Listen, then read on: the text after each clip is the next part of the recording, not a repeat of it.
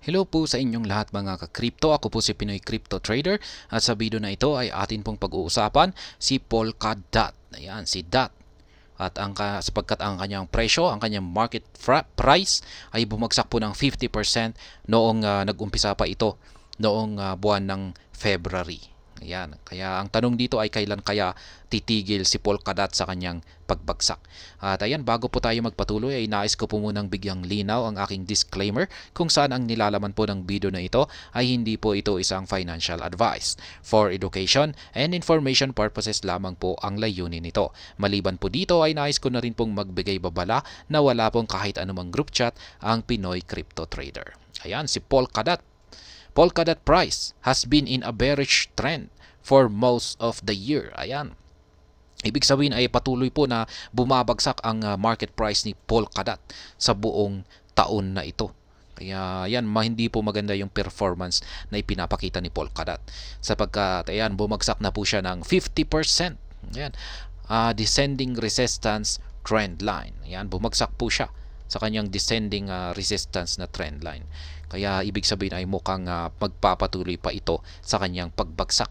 Despite a recent upward movement, the daily and weekly RSI are still below 50, indicating a continued bearish trend for the cryptocurrency.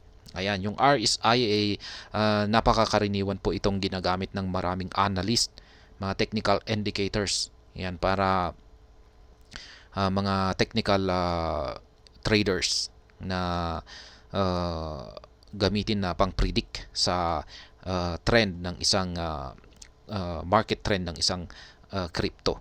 At ito ay nasa ilalim ng 50. Kaya kung pag ito ay below 50, nagsasabi ito na bearish trend pa rin ito, magpapatuloy sa kanyang pagbagsak. Despite this bearish, Polkadot price prediction claiming the $4.30 horizontal area and the descending resistance line will remain that the trend is bullish. Ayan. Yan naman po nang sabi, yung na-reclaim niya, yung 4.30 na horizontal area at saka yung descending resistance line ay ibig sabihin ay yung kanyang trend ay magiging bullish, or yung kanyang trend is ibig sabihin nito ay yan, the trend is bullish dahil sa nangyari na ito. Ayan, Polkadot price has been in a bearish trend for most of the year. Kaya ayan, kawawa naman yung mga nag-hold or mga investors dito ni Polkadot. Lagi nilang sa buong taon na ito ay laging pula or nagdudugo si Polkadot. In September, price decreased from $4.30 horizontal support area. Yan, Polkadot falls under descending resistance line. Yan, bumagsak po siya. Ibig sabihin ay hindi po niya kinaya na lampasan ang resistance trend line na ito. Yan, hindi kinaya ng mga bulls. Kaya yan, that price has fallen since reaching a new yearly high of $7.90 in February. The decrease has been contained below a descending resistance trend line. During the 221 days, it has traded under this line that fell by 50%. Ayan, hindi nga po niya kinaya yung resistance trend line na ito. Kaya bumagsak. Ganyan po ang mangyayari sa isang market price. Kung pag hindi po niya kayang basagin ang isang resistance line, ay wala itong ibang mapupuntahan kundi ang bumagsak. Kaya yan po yung tinutukoy na trend line. Ayan, nakikita po natin dito na nakakatatlong beses na po siya na sinubukan niyang tagusin or basagin ang trend line. At yan nga, 3 beses pero hindi pa rin niya nagawang tagusin ito at nagpapatuloy po ito sa kanyang pagbagsak.